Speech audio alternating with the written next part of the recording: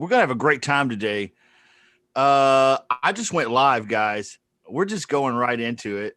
Let's go. Boom. Boom. We have a special guest today. This is, by the way, the Shut Up Money Show. We do this every Saturday. We are realestatewholesalerclub.com, and we come to you every Saturday at 10 a.m. Central Time. I know that's awful early on the West Coast. Where are you guys at today? I'm on the East Coast, out of Richmond, Virginia. So. Oh, good. The East Coast. So it's like 11 o'clock already. Lunchtime. Hanging out. Yeah. Oh, my gosh. It's not a small world after all. Disney was wrong. For real. I'll let Michael introduce you because he knows you better than I, but I have done my research and I am excited about today, guys. If you're out there watching, this is Shut Up Money Show, but you can come right in here in the Zoom room with us. Okay. So if you want to participate with us, you want to play along, you want to ask some questions, you want to get some advice, come on in here. www.zoomjustin.com. Okay. www.zoomjustin.com. The password, if it asks for one, sometimes it does, sometimes it doesn't. But if it does, the password is money. Okay, come on and join us.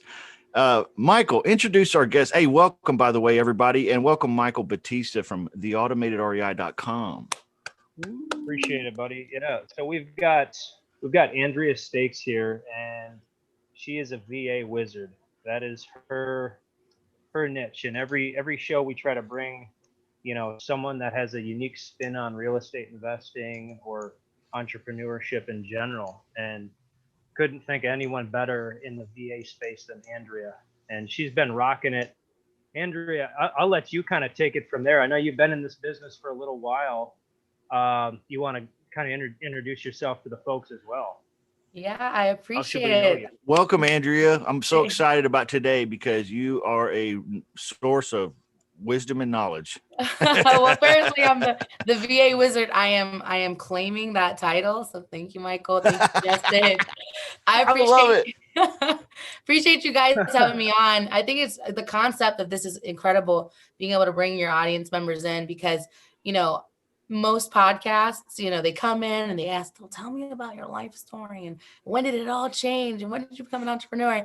And it's great because, those questions are good and it might be inspiring, but when you get that live feedback in and and you involve the people, I think it's incredible. And it just shows, you guys are definitely for the people and I'm absolutely thrilled. And way more excited than I was 10 minutes ago, but I was ecstatic 10 minutes ago. So definitely excited to be on here and see how I can help, but I am claiming the VA wizard title and I will kind of go from there. But Andrea Stakes. I'm 23 years old out of Richmond, Virginia. I'm the only, US based person in my staffing company. So I have 87 remote employees in the Philippines, all over the Philippines. And it's incredible because, my entire team is between the ages of 20 and like 30, 32. So, and majority women. I have like 5 guys and no ragging on the guys, but my ladies are there. So it's been an incredible environment because I never thought that, literally February of last year, I'd be working at Best Buy, cashier into now being able to really build an organization, learn about the business process outsourcing side of things and really understand what it was like to have a team and not just be a part of someone else's. So I get to go to work and hang out with my girls and come up with great ideas and see people who have talents in other places that I don't, take my ideas and implement and integrate them. And it's been incredible. And alongside that journey, I was able to meet Michael, who has an incredible program, and he's chock full of knowledge. And we've been able to, go back and forth because alongside of me, helping real estate investors, that is my niche. We help them delegate and elevate in their business. So we're helping them outsource their marketing, typically through cold calling, maybe some SMS. It just, depends. I know that it's not just a one-way street. There's so many avenues to being successful. in a industry. And if you have a marketing channel, great, but you also have to have strong processes, programs, people. So I'm all about team building, regardless if it's a virtual team or not. I just want to be able to provide value. I'm ready for any questions, and I appreciate you both. Boom. Awesome. Where do we start? Because what did you say? 80 something? 87. Mm-hmm. Wow. So yeah, I guess I'll kind of kick this off. So you were at Best Buy February 2020. Yeah. Mm-hmm. So not even 11 months, I guess, at this point. Almost 1 year you've been- anniversary since I left the W2. So Wow. it's been Wow. Incredible. And Thank you. now, Andrea, I know you're working with a lot of the real estate mentors, a lot of the real estate coaches.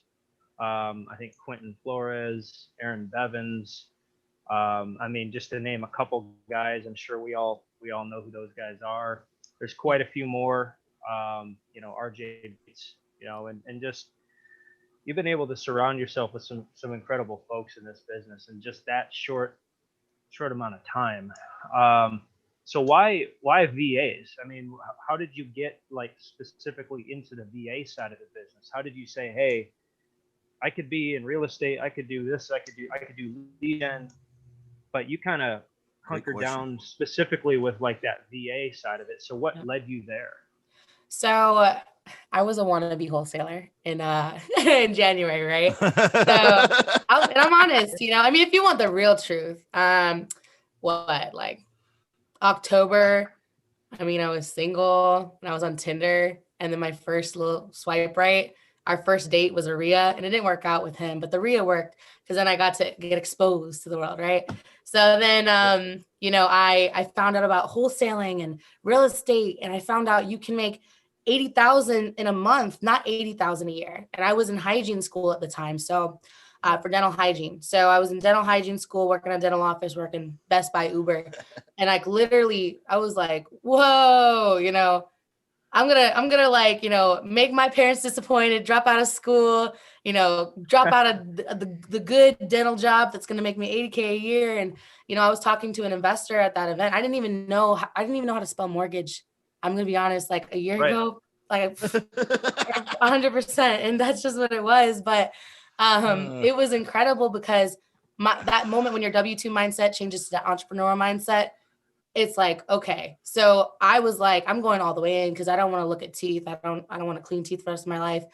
And it's just like that click. And so hunkered down, watched videos, I literally like was putting every kind of real estate term that my little brain had. I mean, like the only thing I've ever signed as far as a contract was my rental agreement and my gym membership I never went to. So it's like, I was like understanding concepts and getting all the newbie kind of things and understanding what a foundation of a house was, like literally from the ground up. Because I mean, I was 22, it's a year ago. And I mean, at that point, I'm not thinking about my house. I'm just thinking about how I'm going to, which top ramen flavor I'm going to pick to eat for dinner. So it was kind of like, it was just like, okay, let's go ahead and learn. So a huge part of it was a lot of information overload. And I wrote things down. I notated, I made like presentations and slides, and I tapped into my creative ability in that.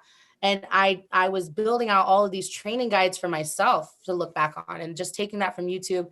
In that, I went to every Facebook group and I tapped in, and I literally showed up. I was leaving at work at Best Buy, at the dental office, my car. I canceled my like iTunes, and I started selling stuff in my apartment to buy into all the programs that say like, oh, yes, buy my call tools or buy this styler and buy that. And I was like, oh, everything's shiny. And when you're in school and you have that W2 mindset, oh, you buy your education. And then after you buy your education, you're going to go ahead and you do your work and you get your good grades. You're going to have that job because it's just you buy and then you're successful in some sense, right?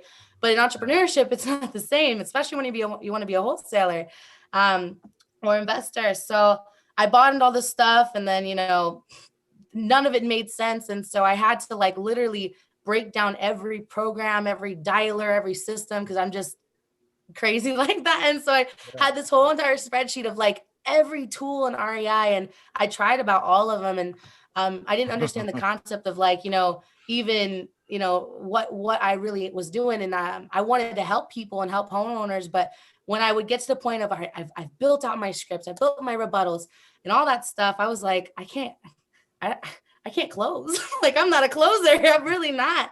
And it's something that I just truly am not. It doesn't resonate with me. But I can build rapport. I can tap into their pain. I worked in dentistry, like literally physical pain. I would, it's okay. You know, I understand, you know, tell me about that. Like, I learned all those skills, but when I got to the closing side, that's where I was like, this is not where I want to be. So at that point I said, let me go and hire my first virtual assistant. It was like my last little stretch of that kind of intro to it.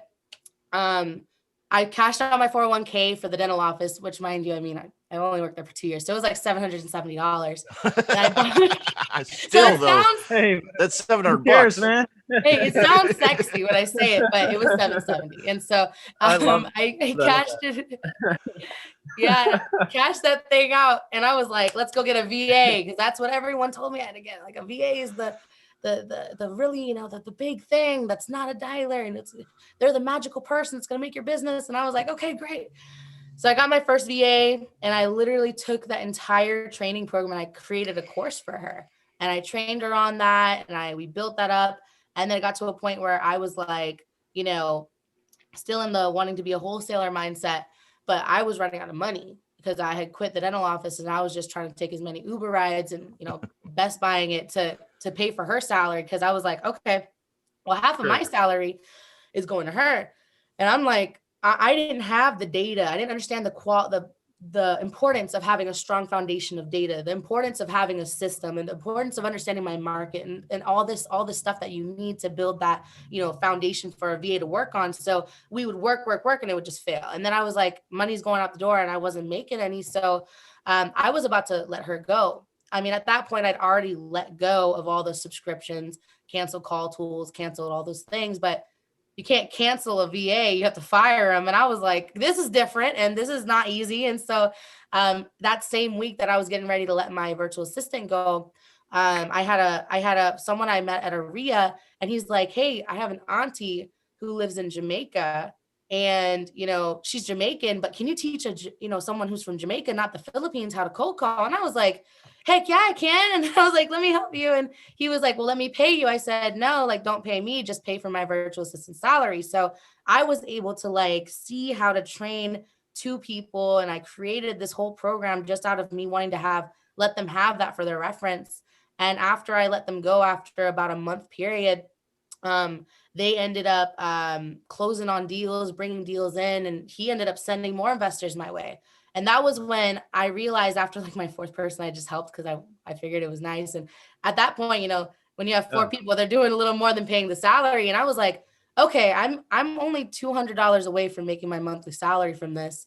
And I mean, mind you, it was $1,400 a month. So it wasn't crazy, but it was like, this is like a need in the market, because those four people left with their VAs and sent me four people each back. So I've never spent $1 on marketing literally in my whole life. I've never even posted on one Facebook group about my services, because, you know, I've been able to serve over 350 investors without having, just by word of mouth. And that's literally been my model from the start. And when I found out the need, because they came swarming in and my wholesale thing wasn't kicking off, and honestly, I didn't have passion for it. I was like, okay, so right now I get to make a decision.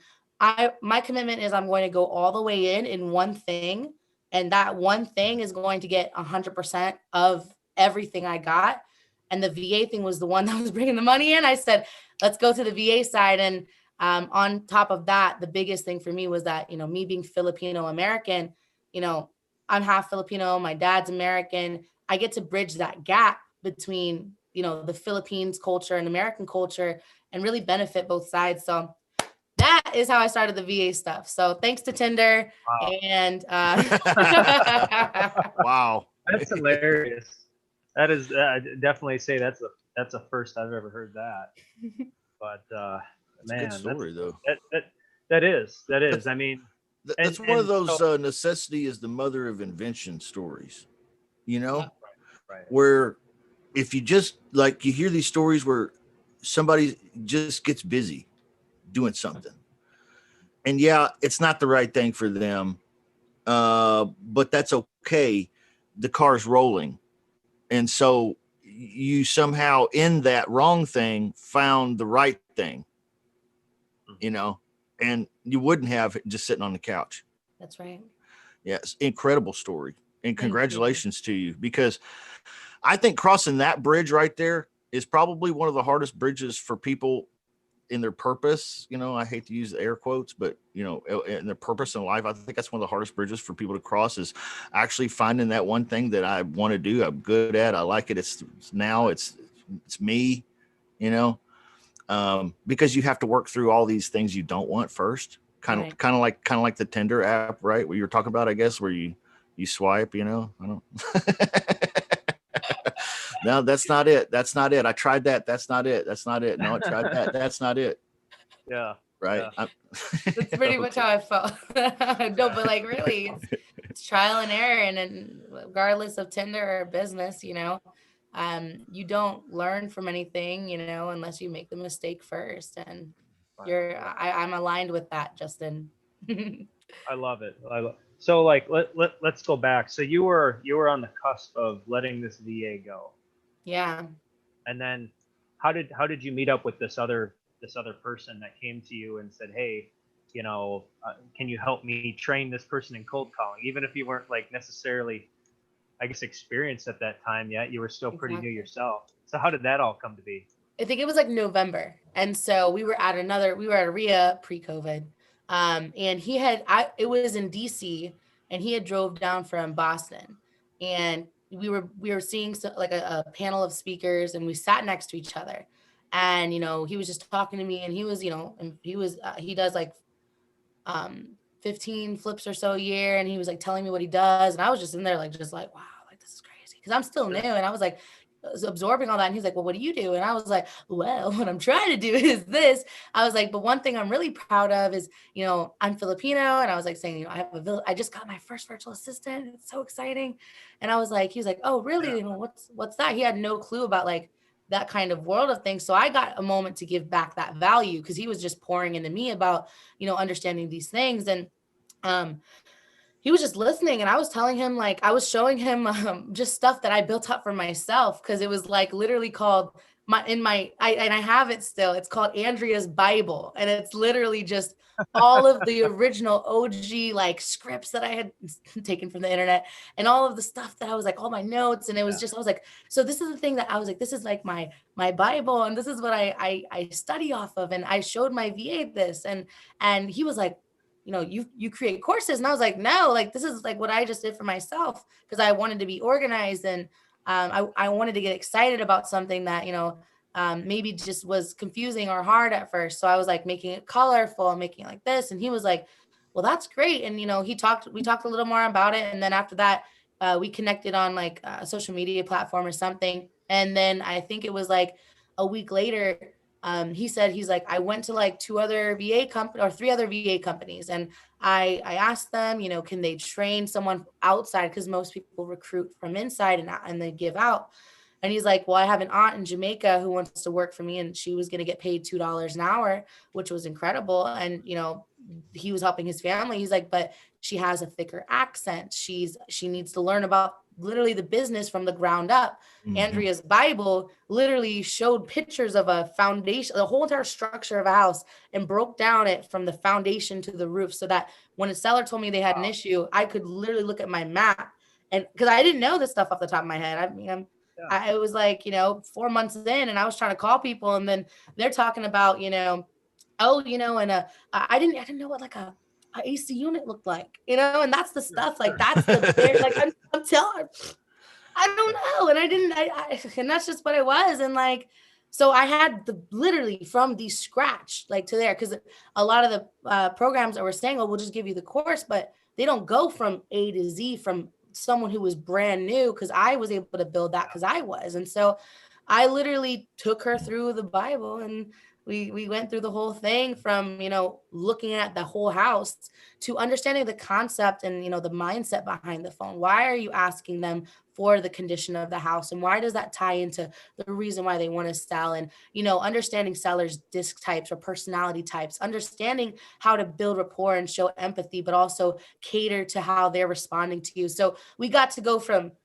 this is the door and this is the kitchen to, let's talk about some emotional intelligence. Let's sharpen those skills. So that's kind of what the original Bible, so to say, was about. And since then, we have built that program. I have multiple trainers, people I've been able to pour into, and then now they get to train 20 to 25 people a week. And it's been incredible because it's like, when I had, this sweet little Jamaican lady come to me, and she's just like got that accent, like, I'm looking for the owner of 123 Main Street. And like, she has that accent. I got to see her because I do accent training to make them not sound so Filipino, or that twang isn't there in any culture. I was able to kind of work with her because all your accent is just the placement of your tongue, teeth, lips, and mouth. And I know that because I used to sing opera. So I used to sing Italian songs and have to sound Italian. I just took that mentality and reversed it. And now I get to teach my VAs, even if they come with a little twang. You got to give us a sample. Yeah. Now. Come on. You got to give us a sample. That's funny. Hey, don't you got to get warmed up for that? Yeah, you got there's a whole thing. Maybe one day, but come on. Yeah, but hey, you owe me on that one. I bailed you out. I know. You actually really do. I'm probably gonna have to cash out later.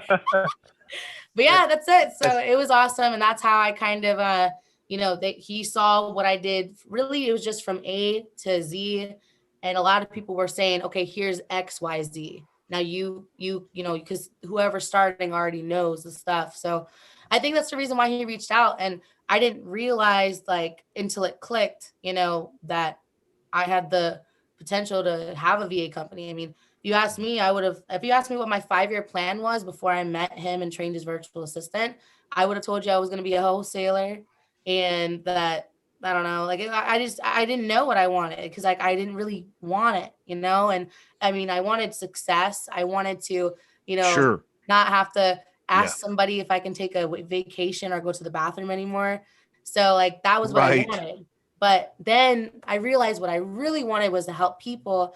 And if closing skills were in the way of me helping, and that wasn't my specialty or something that I thrived in, and I wasn't, super aggressive, but I found another way to serve, and I get to serve investors and people in the Philippines. That was when I was like, all right, this is where I'm going to tap in. So let's be clear here.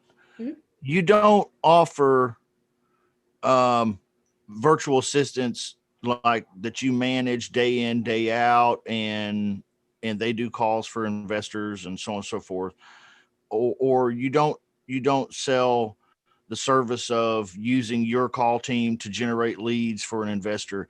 What you're doing is you're actually taking an order from an investor, hiring a virtual assistant, training them extensively on how to do the cold call, and then turning them over to the investor.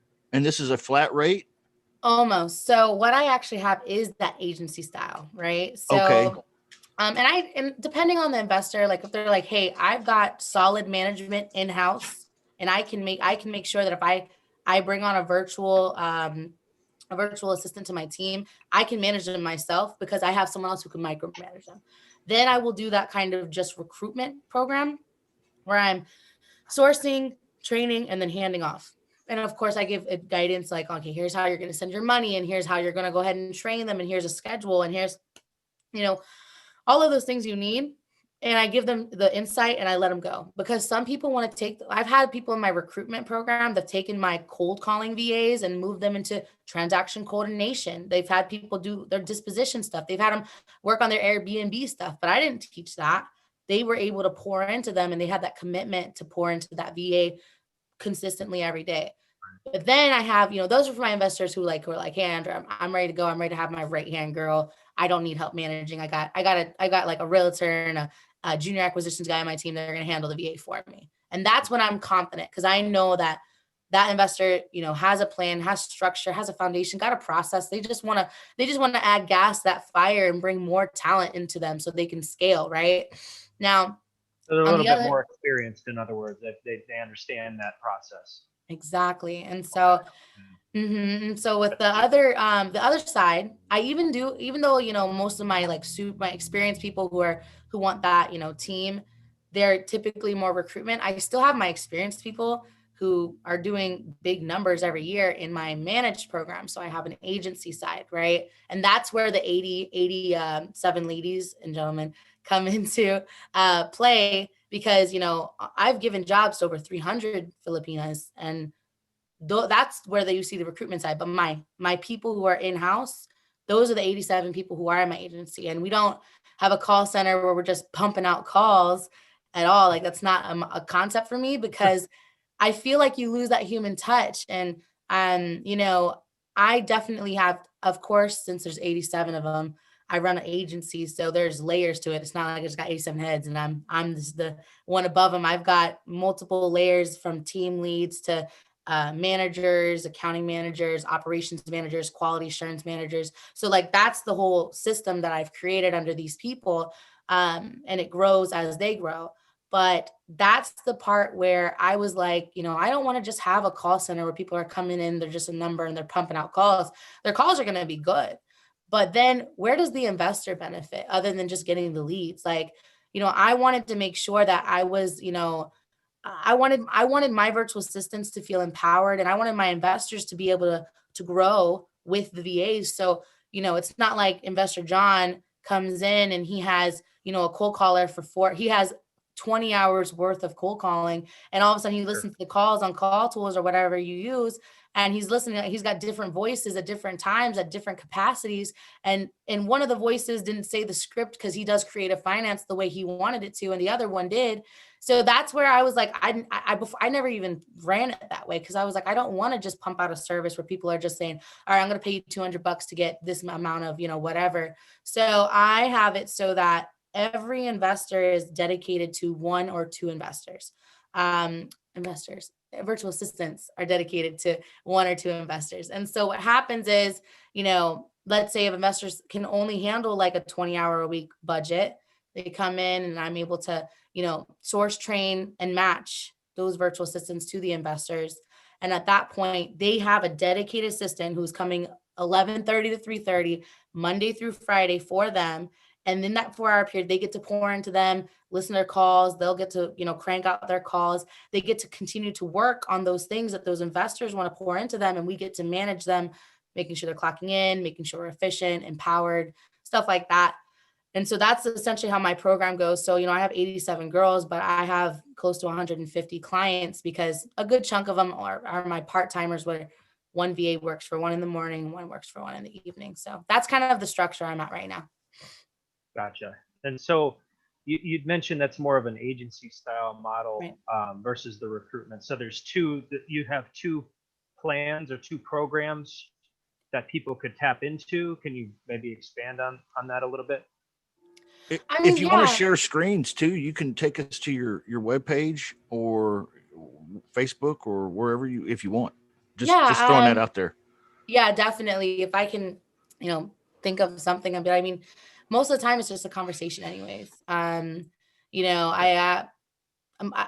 referral based. So I don't have like a huge marketing, kind of system. I have a video that breaks down everything, but what we do is we source, and like, for example, I had 8 hires last week, and it was one of our smallest batches, right? But we started with like 390 something. And so we had 390 applicants. And of course, there were probably 600 that submitted an application. Investors, or are these investors? Or these, no, just VAs. To work with you, VAs. Okay. Yeah. So you have 600 people just that sent close you to that of like submitting the application, but half of them, and this is part of my process of filtering, half of that 600 or so didn't even submit the resume. And also in every job application I post, I say, please, in the top of your resume or at the top of your email, tell me your favorite color. Tell me your favorite chicken wing flavor. We add something different. Oh, I get one of my girls to put a funny question in there every week. So half of them don't even make it to the point where they can, read something and identify, and they, it shows they don't truly want the job. When it comes down to the next part, that's when I have the people who actually submitted photo IDs. I want to make sure I'm getting legitimate people who are typically more law-abiding citizens if they're willing to put their identification out there. And so essentially I get those people in, and then we go through a series of checks. So we check to make sure that they have proper equipment. They're in the Philippines. It's a third world country.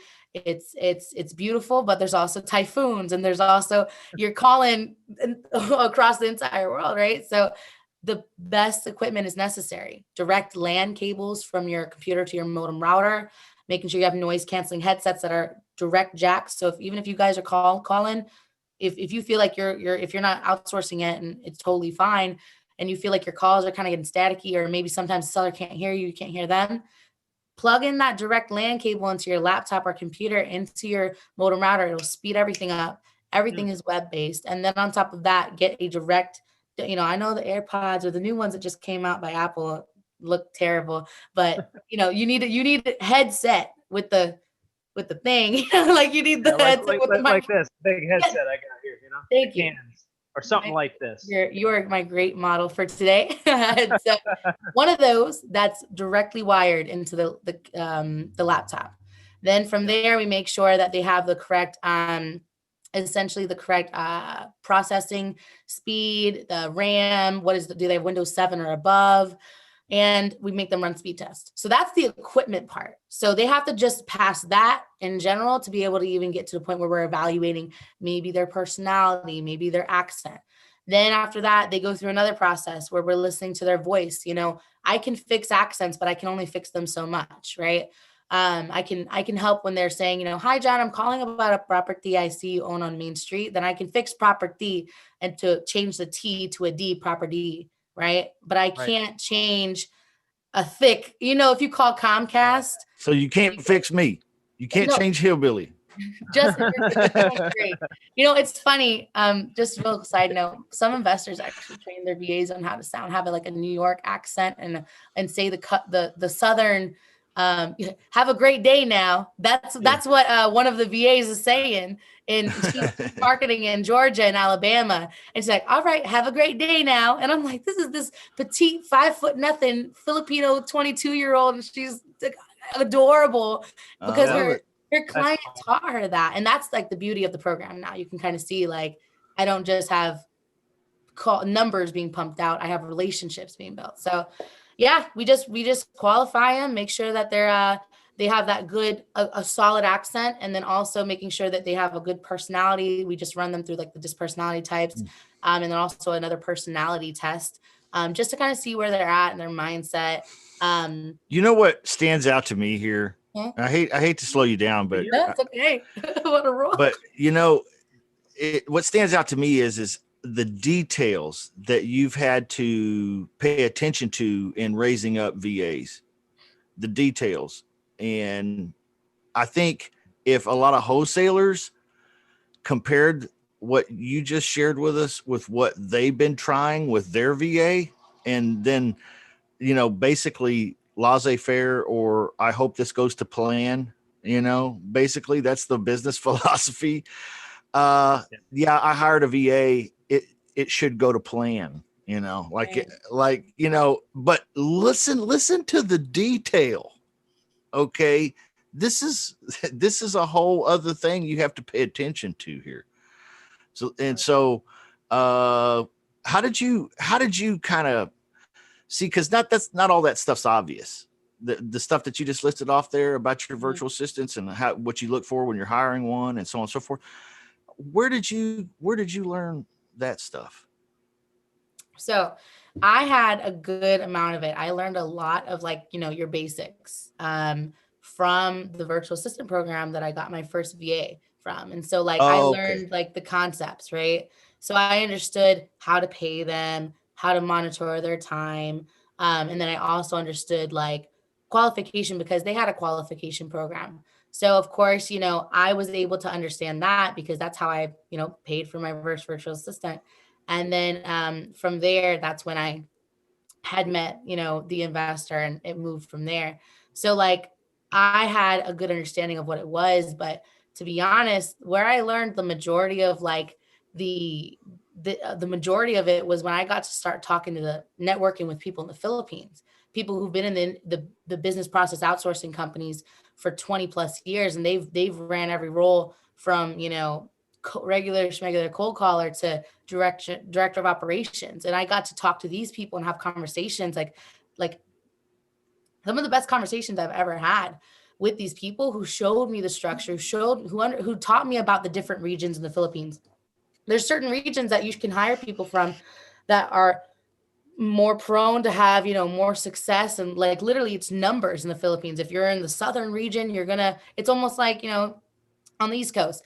If you're in the North, you're going to make, in Virginia, if you're near DC, you're going to make money, a lot more money opposed to somebody working at Chipotle in Richmond. Right. And so it's just the difference. And that's the same with the Philippines. Like I never knew that concept was there. And so I learned about the Philippines in general and more about my culture, and also understanding, after, honestly, I asked my agents, we run anonymous surveys every single month for the whole entire company. So I get a lot of feedback, and a lot of it's great, but also they get an opportunity to open up.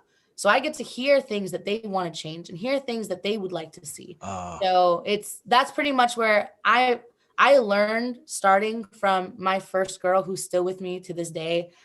So we had our 1-year anniversary already, and it's been incredible because she went from my wholesale cold caller, and now she's running the books and she's managing a whole team, and she grew as I did. And so that's kind of where it all started, but I'm still learning, so Sure. We got a question here in the chat. yeah. How can I get in touch with you to hire one of your VAs? Yeah, you can definitely email me, shoot me an email. It's Andrea at Integria Virtual Staffing. Also, you can just check out my Facebook page. I do have a messenger icon on the Facebook page, and it'll walk you through any kind of questions you have until we're able to jump on a call. So that is where you can find me. Oh yeah, that's me. And then I think my Facebook page, it's actually my business Facebook page. So Okay. if you want to be friends, you can friend me. But I do have a business page called Integria Virtual Staffing. Okay. IntegriaVirtualStaffing.com. That's perfect. And you'll see something yellow. I put it in the chat here for Perfect. everyone. That's me. That way they can get it. So, talk to How us. much do your VAs cost? So it just depends on what program you're looking for, and essentially what you're looking for. I have them between $4 and $7 an hour. So the most important thing is to kind of understand where you are, what is your best needs, and then I'd be able to kind of find out from there. But Gotcha. that's the range to at least kind of get a good idea on it. And you'd mentioned, remember the two different programs. It's the recruitment versus the full service management. So I think recruitment is pretty straightforward. You find someone, you go through that entire process where 600 applicants go down to 300, which go down to, I think you said 8. Yeah, right. And then out of those, so it's pretty much the 1% of the 1%. 100%. By the time that they get to the end investor, how much time does it take to go through that process? I think that's one thing. You would definitely be the best person that I know to answer that. When you were first starting out, versus now, what are you looking at time wise just to find that one person? Well, now I have 4 people who help me with recruitment and interviews and everything. So it's great because I have a 2-week turnaround. They do a week of getting through that process, getting through the interviews.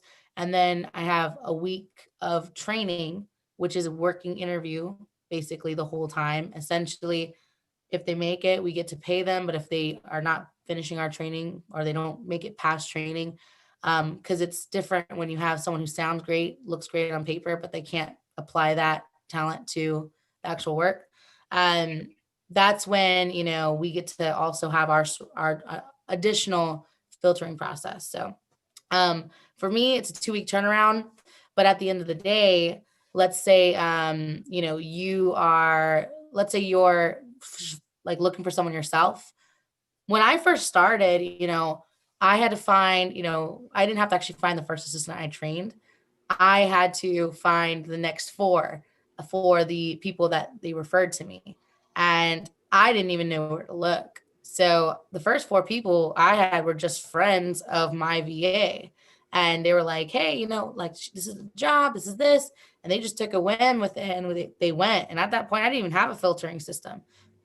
Mind you, you know, those VAs, they're still doing well, but like, I also know that they might not have the skills and they might not be as super qualified as the VAs that I'm be able to bring in now, because I'm able to find people who are, you know, they've had management experience and they have had, you know, multiple years of experience in one place. And I get to pay them at 4 an hour.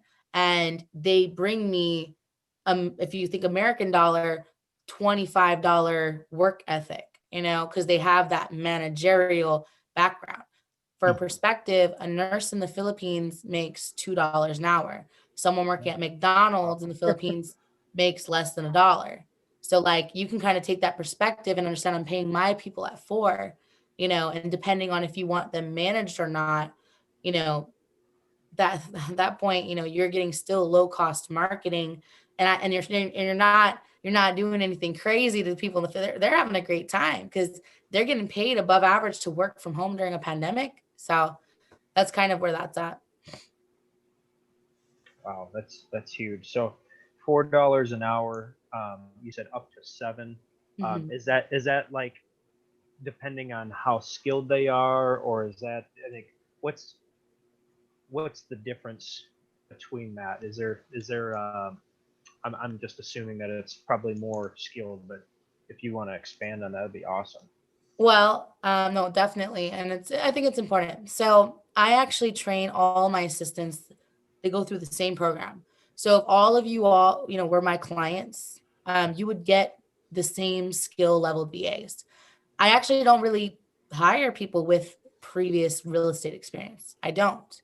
I train from the ground up, because when you find those people with, you know, the real estate experience, and then these are the people who are sliding in your DMs on Facebook, or they're people who are you know, they say I've been an acquisitions manager for 3 years, and then, you know, they have the very thick accent, or, you know, you find out after working with them like, hey, they're not showing up because they're working for 5 other investors. I've come to realize that people who have been exposed to our industry already, I have to go through an extra selection process to let them go. But a lot of the times they don't commit when they find out that I'm going to be screen recording everything that they do during the day. And it just goes to show also maybe the culture for us investors, because a lot of investors will hire that VA and then they'll bring them on their team, but then they won't know how to manage, or they're just like, you know what, I'm going to go ahead and put my money into a different form of marketing, which is okay. But then that person loses a job. And most of the time they're not kind of letting them know ahead of time. They're just like, hey, your contract's over, because they're independent contractors. So your contract's over. You know, thanks for your time. See you later. And I mean, I've heard horror stories of people not even paying for VA work. So when you get these people who come back into the marketplace, like, that investor did this to me, this investor did that, that's when leads start getting messed with. That's when they come in and start working for investors who, you know, where they'll work for one investor and they have a scarcity mindset because someone taught that to them. And now they're working for 4 different investors at once, with kind of basically playing everybody. So my opinion also, on top of that, just to protect my company and to also maybe provide jobs to people who wouldn't have the opportunity before, is also because sometimes it's hard. You can't teach an old dog new tricks. The biggest thing is like they'll be in that, you know, in that training and stuck in the training in their way of what an investor might, or even a realtor might have taught them, right? So all of them are from scratch. I have to build them from the ground up, and we train them. They get hands-on training. It's not just PowerPoints. At that point, we move into that part where, Michael, you were asking.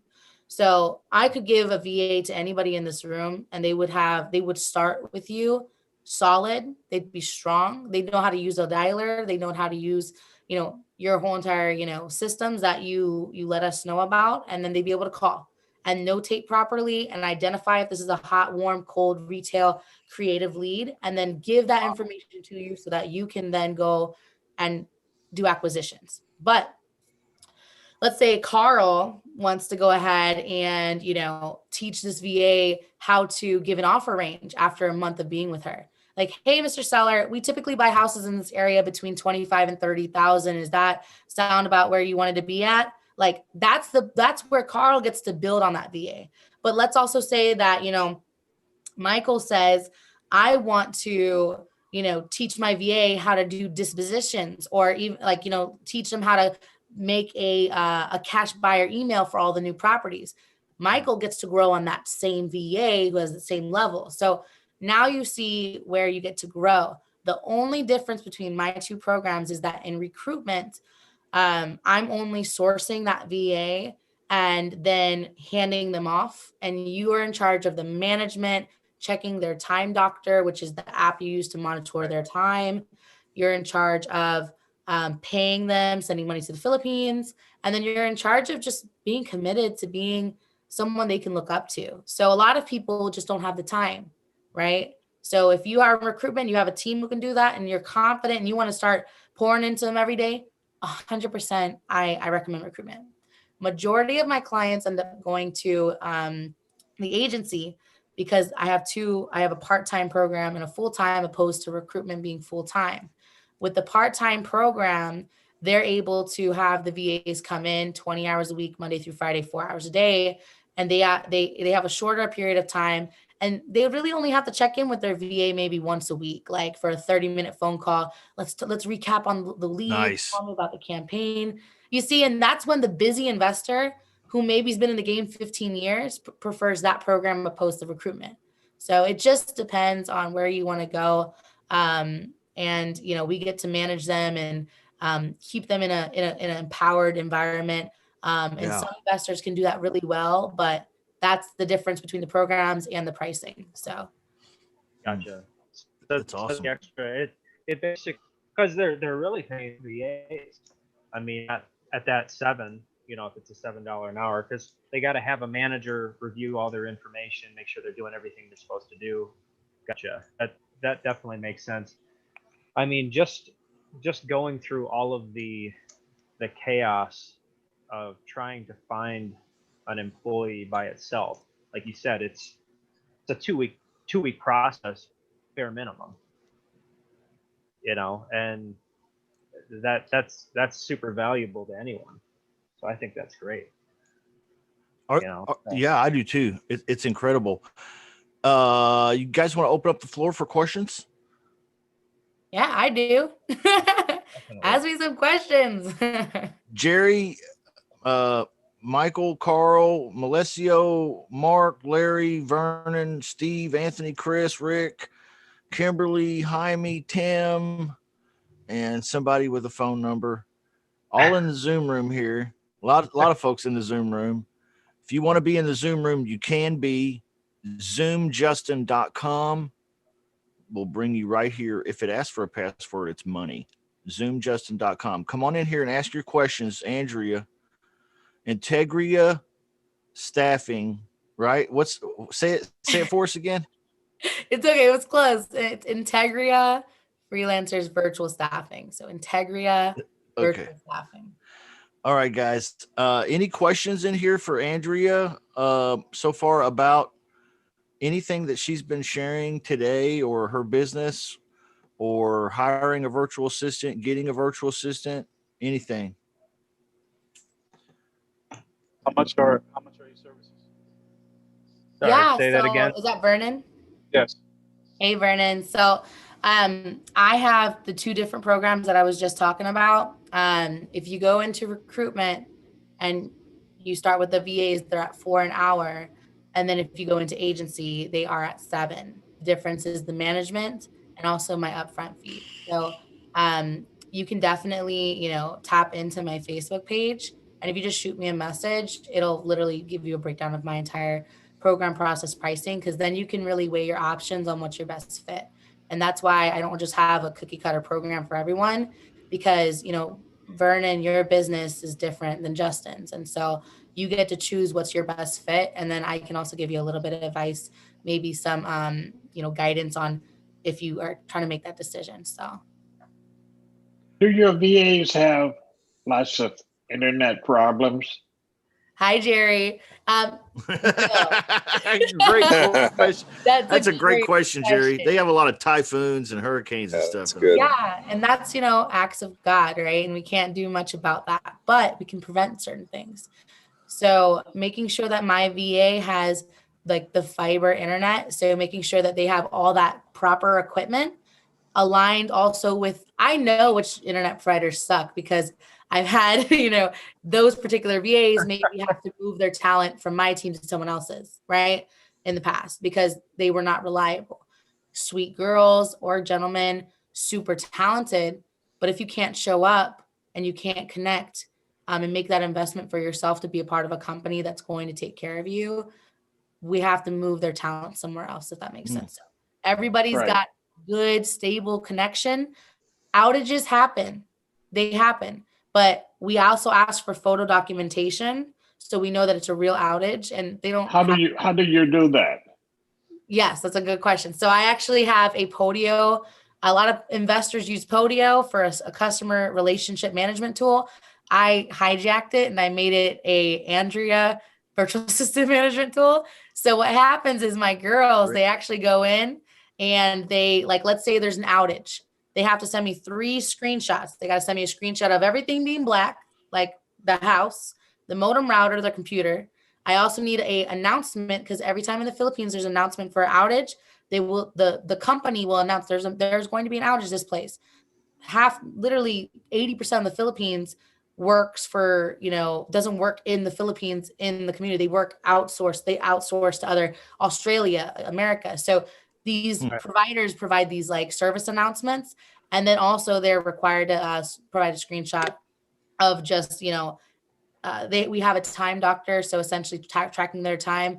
They have to have screenshots when it started and when it ended. So I get to make sure it's not an integrity problem, and I get to make sure my girls are showing up and doing what they need to do. But then I also get to understand, okay, is this an outage that's happening multiple times in this particular region or province or city in the Philippines? So I know when I hire from Manila and from Cebu, the 2 major cities in the Philippines, the closer they get to the city, the better the internet. So on a map, and this is what I've taught my recruiters, if I'm seeing on the Filipinos that are applying, and maybe they're on the outskirts of one area that is prone to typhoons, especially this is typhoon season from basically from end of August until right about last month. It was all typhoon season, so they were hitting hard in the Philippines, right?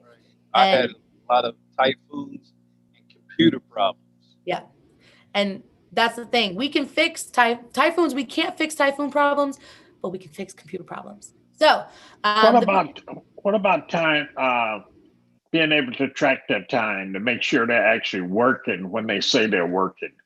Yes, sir. That's a great question. So essentially I use Time Doctor. It's $9 a month per head. Time Doctor? Yeah, timedoctor.com. So what it does, and there's another one called Hubstaff. I do not like it because your VAs can hack Hubstaff if you guys use it right now. Just something I've learned, because what they do is they put the dual screen on the screen recorder. I know this because when I'm doing investigations, so when I track their time or see what's going on, if they're actually working, I'm wondering, why does the Hubstaff and the Time Doctor or the Time Doctor screenshots look good, but then their call stats aren't?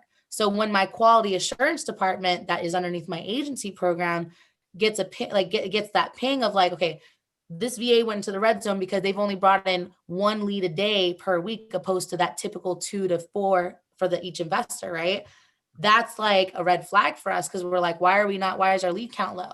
Then we launch our investigation of, okay, let's go ahead and see if it's the dialer issue. Let's go ahead and see if it's a list issue. Sometimes If an investor brings me a FSBO from Zillow and True People searches it, you're not going to get the biggest return than someone who's pulling a fresh probate list from the courthouse, right? And using TLO to skip trace. It's just what it is. Because you guys could give me a list and I could be your cold caller for a day, and I don't charge $7 an hour. But if you gave me that list, right, and I cold call that list and you're giving me a bad quality data list, and then you give me a good one, I'm going to call both and I'm going to get my results here. I'm going to put my worst VA. I mean, they're all great, but I could put a brand new newbie on the phone who hasn't even made one phone call in her life. She's going to get a lead out of that list opposed to the other. So sometimes it's a case of not talent. It's just that you can't create motivation. So I think you're asking me about Time Doctor, and I don't know how I got here, but use Time Doctor to track their screenshots, mouse movements, keystrokes, making sure they're at 100, like at least between 95 to 100% activity on their keyboard and their mouse, so that you know that they're kind of doing the thing. Whenever they're not, they just pings you, they send you an email. I've got a workforce manager who tracks my attendance, who literally, she just sits in front of these screens and makes sure no one's jumping on Facebook, no one's jumping on here. And then let's say someone's idle, so it means their mouse is not moving around for 3 minutes. Then she goes there and finds out, are we on a call or are we just messing around? So that's how you can track. But if you're managing yourself on recruitment, that's when you'd have to kind of be on top of them, their P's and Q's and things like that. So I hope that answered the question. So if you have a VA and you use a Time Doctor and they're cheating, you have to compare that to the number of leads coming in. Is that what we're saying? Well, that was my reference to Hubstaff. That's another popular one. Time Doctor, you can't cheat that system because with Hubstaff, they can just they can disguise it, or they can have one screen going while the other one's not, opposed to Time Doctor locking in. I don't know the details on it, but I just know it works. And so I have 87 seats that I pay on Time Doctor. And I have 87 employees that I get to monitor. Sorry, independent contractors that I get to monitor. I hope they give you a discount, Andrea. No, they don't. I don't even really have. I think I only have one affiliate, and it's with PropStream, and I only have one person I referred it to, and that's like, and I don't even make money. So I mean, I'm an affiliate, but they're cool. I promote good business, and I mean, if I get paid off of it, cool. But if I don't, it is what it is, because my goal is not to make affiliate money. My goal is to be able to give jobs to people in the Philippines and make money doing what I like, And so, anyways, do you guys have any other questions? I'm not going to go too deep in that. But anyway, do you guys have any other questions? Yeah, I got one. Mm-hmm. Yes. So do you have, is there a minimum requirement as far as like how many hours you want your VAs to work? Great question. 100%. So I'm actually going to dive into this two different ways. So the first way I'm going to dive into it is minimum hours and why. I only have, for my recruitment program, you have to get a full-timer, because I don't want to risk that part-time VA wanting to get another part-time job somewhere else. Because I can't manage the fact that they're going to work for another investor and maybe your data or whatever can get mixed around, confused or whatever, because I'm not managing them. That's on you, right? Because I'm just sourcing the talent at that point. When it comes down to also with that part-time, they could be even also working another full-time job and you're just the part-time. And then you get to, you end up having a VA who's tired during your 4-hour shift when you think they'd be coming in with full energy, right? So a lot of investors mess up when they have the VAs, because they'll say, oh, I just want a VA to call 4 hours because the 8-hour day is going to be way too long for them. I mean, I hear you, and that's understandable. But I used to be a call center rep. I used to call for Comcast and do IT and technical support. I called for 8 hours a day. I know it sucks, but I knew that, I 100% came in and I could do my job, and I might be tired, but I know what a good employee is, because no matter what position I was in, whether I've never held a management position in my life, ever. I've always been an employee. So I knew what it was like to be a good employee. So when I became a CEO and managing 80 something people, I've learned things about management, but I got to think in an employee's shoes and mindset that I want people who have that rigor and that gusto to come in. That what? What was the word? That rigor, like that rigor. What was the second word? Gusto. I I, don't I know. like the rigor. The gusto. I I just want use, to, I use the rigor. but yeah, I they're like just it. empowered, because I know I know how I align with, and that's all aligned with like the name, like with integrity and integrity. So essentially, that's another part of it. You can't manage somebody that you're only managing for 4 hours out of a 24-hour day. So that's one part. 20 hours is okay if you're underneath the management program, maybe like myself. Wow. Or you're sharing with a good friend. Interesting. Right? Because I only offer the 20 hours a week, not in recruitment. I offer part-time in my agency because then I can manage Michael, who has the VA from 11:30 to 3:30, and then they get to take a 30-minute break before they go to Justin from 4 to 8. And then I literally have a lot of people are like, well, which shift is the best shift? Half my investors are in the morning, half in the evening. They're all doing good. So it's like, it just depends on your market, your demographics, everything, your lists. So that when it comes down to that, 20 hours, I would say minimum. Melesio, is that right? Yeah. Yep. And then 40 hours is solid because then you're giving them that full-time job and they're going to be committed and they're not going to be looking around for other stuff. And so from agency, I just get to watch that transition, physically watch what they're doing and making sure that everything's separated. And I also know that they're a part of a team. I actually give my VAs 10 paid holidays off. And my goal is that by the end of first quarter, I'll be able to give healthcare to them. And like, that's the difference between agency opposed to recruitment, And so that's when you get the VAs who are showing up heavy for me, opposed to maybe someone who gets a recruitment because it's cheaper. And then they end up kind of just touching base once or twice a week, just texting. And then that VA starts losing. My client hasn't touched base with me, hasn't given me that praise, hasn't given me constructive criticism. I guess I'm just going to, chill out. Yeah. So that's Yeah. like another big thing. Yeah. Like it's just going to go to plan. I hired one. Boom. I'm done.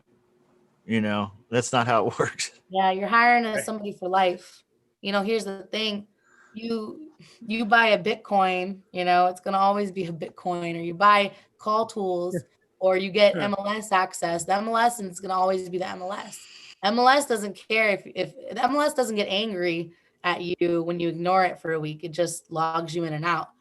You have real people with real emotions, and I contribute, literally my biggest understanding on how to grow people to all of my experiences working in patient care, working as customer service. I know how to understand people, be patient, listen. I know how to identify pain, struggle. I know how to build somebody up in a gentle way, but I also understand because I've had managers that were hard as hell on me.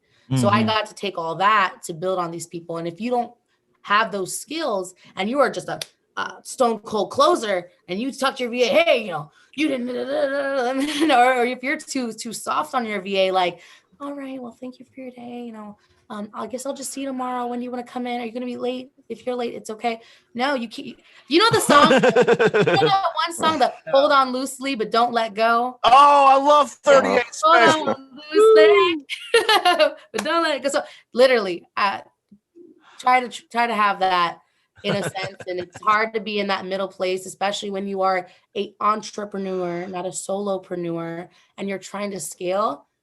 You might want to consider, am I going to be sitting with my VA every single day watching everything they do? Is that worth more than my money-making tasks by helping sellers, by comping this property? Or do I want to just hang out with my VA? And that's like, there's two flips to that coin, but I'm just giving you a couple ideas. So Yeah. the other side, really quick, Melissa, and this is gonna be very quick. I'm just going. Sorry. This is great. It's all good. You're asking. Yeah, I think this question kind of like added more, I think, a broad scope to what we're talking about here. So I mean, that's pretty good. Yeah. Good question. Do you train the VAs on CRMs? Hey, Jerry. So what I do is this. Everyone's CRM is a little different, right? So if it's like a Podio web form, I can train them on how to properly notate the lead from the timeline, condition, motivation, price, all of the seller's contact information, and details. and the Zillow's estimate, all that stuff. I'll train them how to properly notate that and push it through via web form. But here's the thing, like Michael, for example, he, I know he's knowledgeable in like the CRMs and flows and things of that nature, right? If you have a specific thing where you're like, I want my VA to come into my Podio and put the leads, and then I want them to go ahead and, start an automation and clean up this and do that. They're capable. But I don't know that about your business. So unless you want to hang out with me, Jerry, and then pay me for my time to hang out with you and learn your CRM so I can go take it back to the VA to train them, that's one way. Or I can just give you somebody who's knowledgeable, or who's not knowledgeable because you're going to teach them, but who has the commitment and the desire to learn from you, so that you can just train them one time, and maybe you can jump on a Zoom call just like this, and you can click on the CRM and show them what you like and what you want. Right. And now you're creating training videos and processes for every employee you hire in the future. So. Okay. Steve D. So Andrew, where did you find this woman? The internet. My God. Do you guys love this show? Facebook, man. This real estate wholesaler. Good stuff. All right. Andrea. We connected on Facebook group somewhere. I can't remember where it was. Wow. Andrea, how long you been doing this? I got on a call late. How long you been doing this? Since February of 2020, but I got incorporated in June. Right. And now if I'm gonna do something with you, let's just say I want you self-manage this thing. I don't want to self-manage it. I want you to manage it. Yeah. Take my hands off of it, you run it. So the training you do, these people that you train are totally trained and ready to go inside of 2 weeks? Yeah, actually 1 week. So we have a 5-day training course. And so what we're teaching them is how to understand, how to get on the phone, talk to these sellers. The easy part is just learning how to work a dialer. But the thing is that probably 4 entire days is practical hands-on training, where I have multiple trainers need a virtual me with these girls as they're on the phone call. So they're talking to Sally from Main Street, and they're over here, they might stutter on the first couple calls. They might, they're going through the scripts as we do role play, but then they actually get to have that hands-on training where it's like, they're calling Sally and they're getting tripped up. And the trainer says, hey, you can just say this, because there's whisper modes on dialers where we get to kind of give that feedback without the seller hearing it, kind of like having like a coach in your ear. And so that's where people learn. I don't throw a PowerPoint presentation to these girls. Like, I put them in the fire, but then I give them the reassurance that we've got their back. So it takes me 5 days to teach stuff, because I don't have fluff in my course. I don't teach, I don't teach them stuff that's just like, this is nice to know. I teach them what they need to know. Here's American culture. These are taboos. You don't, if you're in New York, you don't say yes sir, yes ma'am. If you're in the South, you say yes sir, yes ma'am. If you're in America, you don't have to, it just depends. Like, there's so many different cultural things that I have to teach them, because I understand Filipino culture versus American. So there's like that kind of submissive kind of mindset they have, because a lot of these people are coming from customer service, which I know is a customer's always right job mentality, right? So I have to break that mentality. So my course, the first day, we don't touch real estate. It's literally getting them into the mindset of you're no longer a customer service agent, and you're not getting on the phone and you're listening to them and letting then the seller take control. No, you're calling the seller. It's an outbound call. You know how the call is exactly supposed to go. You know how you're supposed to say this, and then you get to pull that information, but guide the seller through the call, opposed to them complaining to you, talking to you, all this stuff. We definitely want them to talk to us and open up about it, but this is not customer service. So I have to break that mindset first, and then teach them geography. This is how you say, like Oklahoma, and this is Arkansas opposed to Arkansas, like that kind of stuff. So the biggest problem I've run into using VAs that are outside the U.S. and primarily, only ones I've ever really wanted to use was in the Philippines, is the American sarcasm. And if you make calls around the country, I think if you're doing business around the U.S., you could call someone in Arkansas and call somebody in Maine, and what they say can mean 2 different things. Exactly. So I understand that much of it. Yeah. Okay. Very good. Very good. What else did I want to ask you? And I think, Steve, I think you were asking about the 2 weeks. because Andrea takes that VA, she takes them through that funnel process, and that's, I think you'd mentioned that takes you 600 down to 8, and that's about a week. Is that right, Andrea? It takes Yeah. about a week to go through Well, that. 2 weeks. Yeah. So Because I'll have 20 of them start training, but a lot of them don't make it. And Yeah. it's just okay because they're good girls. They're American, their English is good. They can have a conversation, but they just, some people just don't align with it. And we get to have a very honest conversation halfway through the week on how they feel. Because if they don't feel like this is the right job for them and they don't have a 5-year plan that aligns with my company, then I can refer them to a different company to work for. That's So not, your full-time people that you manage, you're going to be offering them health care? yes. So I'm very excited. That's Yeah. huge. I'm sure so it doesn't cost excited. what it does in the States, but Yeah, no, I'm excited because I'm touching base in the Philippines in April. So I'm excited to kind of get over there and get some boots on the ground, meet my people, because I built this business Wow. from Zoom. I've never met anyone. So I'm the only US based. It's kind of lonely. I'm the US based, only US based person it is. here. So I get to finally meet the team and I get to jump island to island in the Philippines and see groups of people and bring them together, and they're all young, and that's another thing, Steve, to tie into what you're talking about, like the American slang. These girls are like between 20 and 30 something years old. They're watching American TV shows, they're watching Grey's Anatomy and all that stuff. So, and also they have Instagram and they're techie and they're fun, and when I talk to them, I'm over here slinging American slang and they get to say it back. Sometimes they'll be like, they can go from being on the phone, very proper, structured, to us saying, hey, hey, my shift was Gucci, and I had a great day, it was lit, this seller was crazy. And then they'll go into, I had this seller whose husband just died and I was able to really help them. So you get to have that versatility when I hire between those ranges. so if I want someone that does marketing and I want someone that does cold calling, so to speak, or follow-up, they should be two different people. It shouldn't be the same person, right? Did you say marketing? Okay, I've got someone that I want to structure so that I want to take my hands off marketing. If I don't get a chance to do something on Monday, it falls off, and now I'm backed up to Tuesday and Wednesday. It's like Justin says, get it done, get it done, get it done.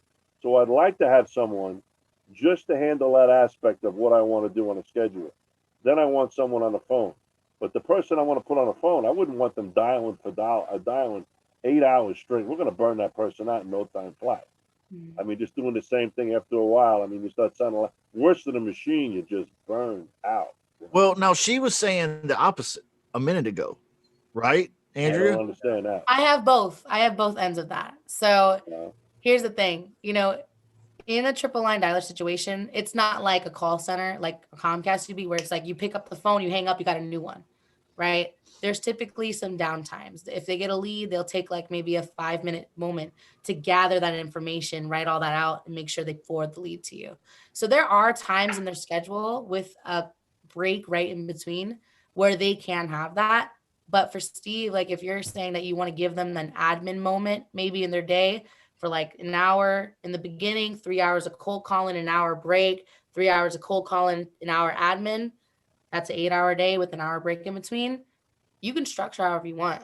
It's just I that never had any luck with that. Yeah. The person would much rather do admin work and stretch it all out than get on a telephone and call. That's Well, why then I you have figured I'd somebody. split it, Yeah, but then that just means you have somebody whose talents and desires align with admin work. But then maybe you just need to find somebody who has a passion for talking to people. No, you're gonna find somebody. I could. So Boom. Do you have an upfront fee for this management program? I do. So, well, you guys are asked. It's like the third time you asked for the price. So I'll just tell you the breakdown. I mean, I just know it's a podcast. So, as of now, as of today, January 16th, 2021. Right. I've had some. It could change. Supply and demand, guys. 12:13 p.m. on the East Coast. As of right now, my prices. So recruitment fees is upfront. Recruitment is where I'm handing them off to you, right? Yeah. Okay, 1,500, and then they're at $4 an hour. Long term, you're not spending much. Upfront, you are, right? For my agency program, for part time, you're paying $300 upfront, and they're at 7 an hour. And then it's 500 up front for full time, and they're at 7 hour. So Is there any continued support for the guy that throws in the 1,500? You recruit, train, all that, turn over the VA. Is there any, let's say 2 weeks, 3 weeks, he's got questions. He's like, man, I'm not doing too good on this management thing. I think I got to get some advice.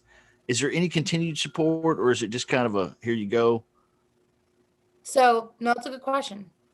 So with the recruitment, here's the other thing. I have a 30-day policy with that, where Okay. after 30 days, if something happens with the VA, they go AWOL, I cannot control stuff like that. It doesn't happen often. But after 30 days, I can't really help with that because you've paid my fee to source that talent and train them for you, right? And then I give that talent away. Now, when it comes down to them, to be honest with you, I try to knock out every question in the book before I let them go. So most people actually don't come back to me anymore. In the beginning, they did when I first started in February, because I was just that was my program. But of course, I found more people finding success, and I had more fun in the agency program opposed to recruitment because I was letting go of these awesome girls. But a lot of the times, the investors would just come back and say, "Hey, I don't know how to train on this, or I don't know how to do this," and hey, the VA, I found out the VA didn't come in, yesterday. And I'm like, when'd you find out? Oh yeah, like yesterday, I just found out this morning. And I'm like, so you didn't text your VA good morning? You didn't do this, you didn't check your phone. So there's so many sides to it. If you're going to be an investor who brings the VA into your team meeting, because you've got acquisitions, dispositions, realtor agents on your team, and y'all have a meeting every morning for 15 minutes. And I've seen that structure, and it's great. And you have a VA who gets to join that team and be a part of that team. Right. It is not just a cold caller for you. That's when I don't get people who ask me questions. They ask me something, they private message me, because that's the connection and relationship I have with people I work with. But of course, like, my goal is to set you up in a sense so you're not going 2 weeks later like, what do I do? Because you have a game plan from the get-go. Okay, yeah, and it comes with the recommended routine for you and everything. Yeah, right. That's recruitment, and then That's real talk there though too. yeah, and I'm not, and I'm just gonna be honest, like, Yeah. I never want to like overpromise something or like make it sound, sexy, or make it sound like, oh, this is the best VA program in the world. It's people. It's not, it has a variable. And, also it's not just a VA thing. I can get a talented lady or gentleman, put them on your team. But if you don't pour into them and contribute to that growth, or at least delegate the management side to someone else, I have husband-wife couples where the husband is the flipper contractor and the wife is the managing the VA. But I have I've had conversations with them, and I said, I don't feel comfortable taking your money anymore because you're not talking to your VA for over 2 weeks, almost a month. And I'd much rather you invest your marketing into something else if you can't commit, because I give them opportunities like, let's talk about this. Let's come up with a game plan, scheduling Google calendars, sit down with your VA. Let's talk to your VA, because the VA is just sitting high and dry, and, she doesn't have a manager. And so that was like kind of the birth of the agency program, because I was like, I need the help. This is another part where people need help. And then also I realized not a lot of people have the 15 up front. And honestly, I didn't get to scale and build a team of 87, like, ladies and gentlemen, without the management program. So I don't know what the original question was, but I hope that gives perspective of that. Dude, that was awesome. Thanks. Yeah. That was a great explanation. And real so talk, too. if that person does fall off the horse or whatever, let's say in the agency model though, then what happens? Then part of that management fee is that I get to replace that VA with no charge. Like, the typhoon hit 2 or 3 months ago, and 4 of my agents were affected to a point where they had to evacuate, right? So that meant 8 of my investors and my clients needed assistance, right? So I went ahead and took me 2 weeks, the same amount of time it takes me to source and train. And then I just put new talent in there.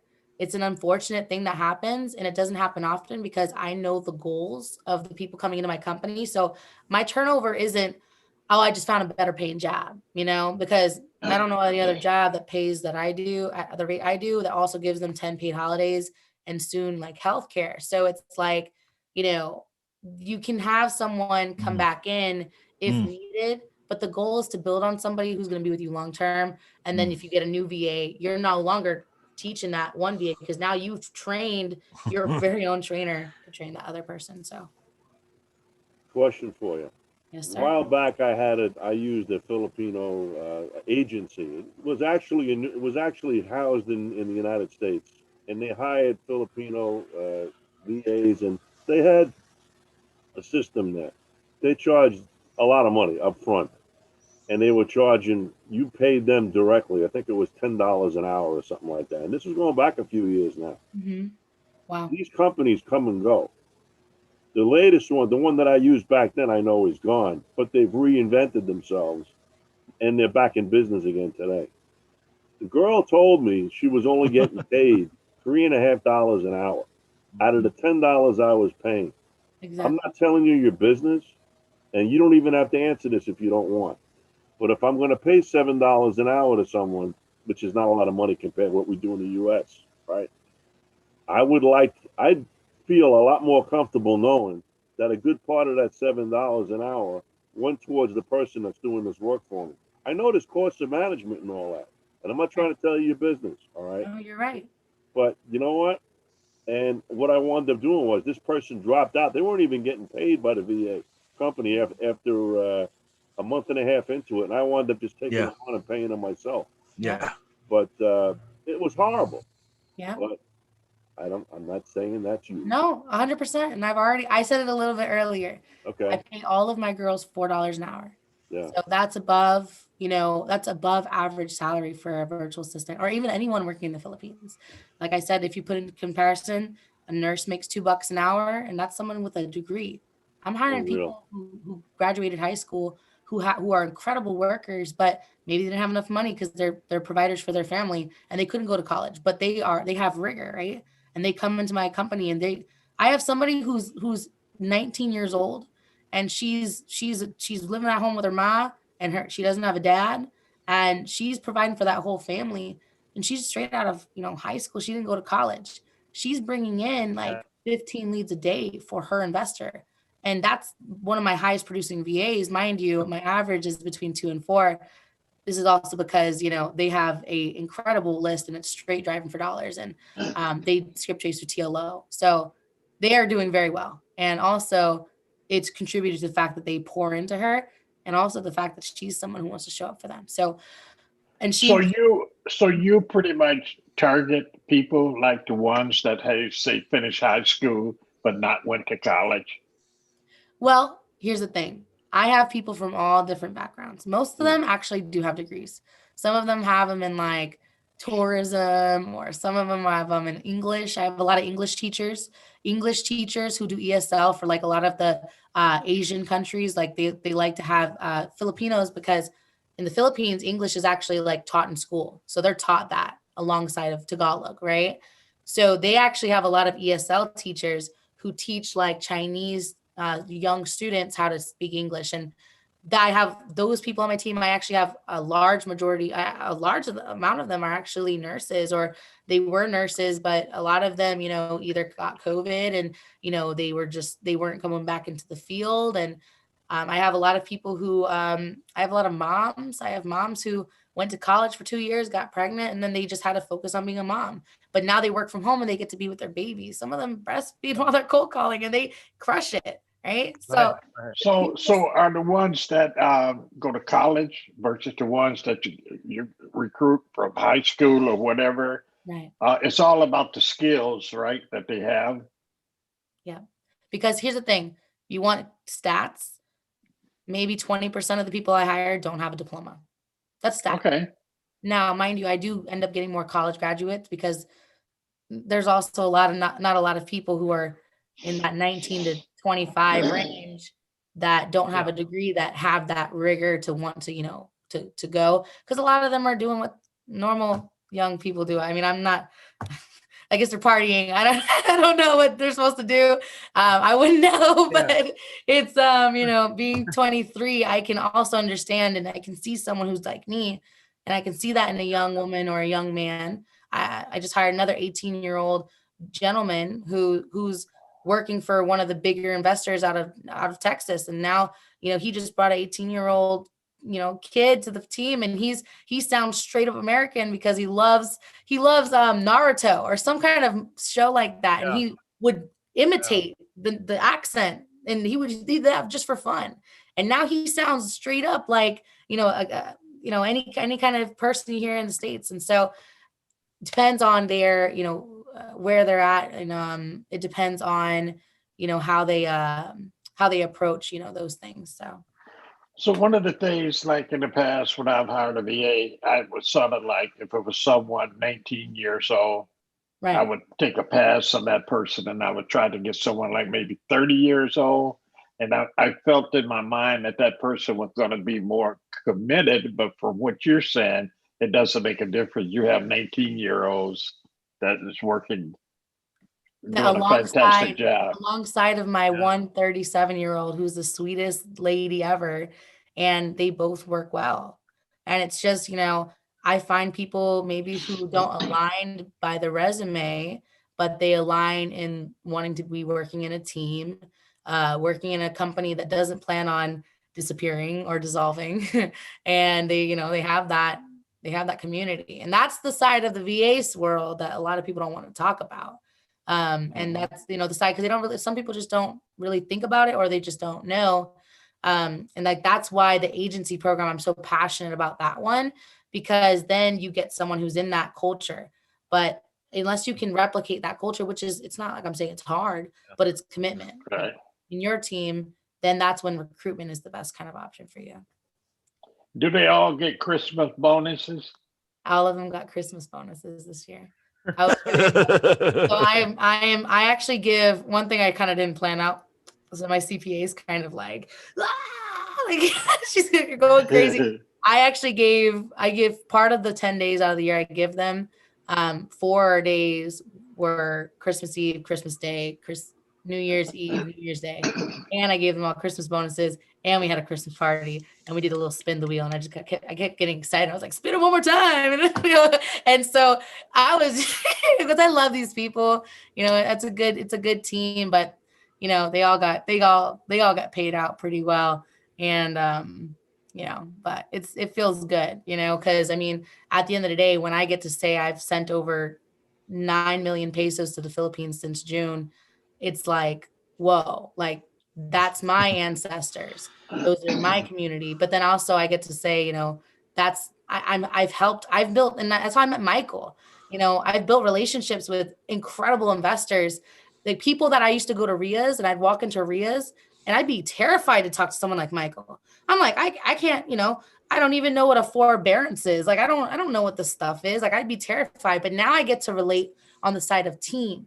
I get to relate on the side of scale, the side of delegate. And that's where I can have that intimate relationship and talk to these investors across the nation because of that. But so you're based in the US, right? Yep. I'm out of Richmond, Virginia. Okay. And how are we paying you? So that's a good question. So all of the as of right now, the payment method is through Stripe. So you can buy a t-shirt, and you're going to probably see they use stripe.com. If you're paying me recruitment, it's just a one-time Stripe fee. But if you're paying me an agency, I bill out weekly only for the hours rendered. So you'll get a weekly invoice. It's documented. It's a PDF. You get to see that, keep it for your accounting, however you want to file that for your taxes. But I am the one in charge of collecting and transferring, and I send the transfer money, the transfer fees and all that to the Philippines. And I have a system where I do batch payments, and it delegates like all of that money to every you single said you're 23 years old? Yeah. Mm. My God. You hire old people in their 30s? My God. It's it seems like you got a lot of heart, and I take my hat off to you if I have one on. Good luck. Don't change your morals. Don't change for profit and all that. You're helping a lot of good people on both sides of the fence. So keep it up. I got to get off the call, but Thanks, It's great Steve. listening. Thank you. I learned a lot. Good seeing you, Steve. And Thanks I'll for be jumping reaching in out to today. you very, very soon. Thanks All a right, lot, talk to you Jason. soon. See you guys. Take care. Yeah. So Andrea, when you are working with your VA, you should always avoid getting, are we saying, too close as far as keep the boss and the worker separate. One of my hardest business lessons I've ever learned in my life, general lesson, because you can't create that environment of nepotism, right?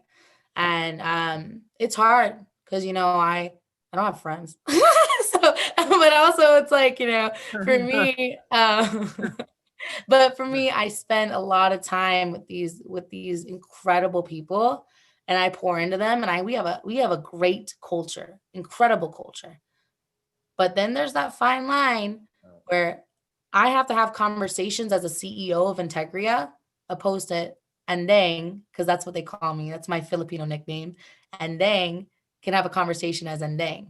There's moments when, and my team knows this, where I say, I will pour into you, I will treat you right, I will treat you fair, I will continue to grow you, because we are only as strong as our weakest link. And every one of you is important and empowered and is not just a number contributing to this organization. Each of you is a leader.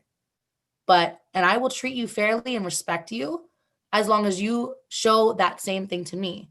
Because if you don't, then we're going to have a conversation, and I'm going to have to make decisions as a CEO looking forward to the betterment of my company for overall, for all of the Filipino people and my clients.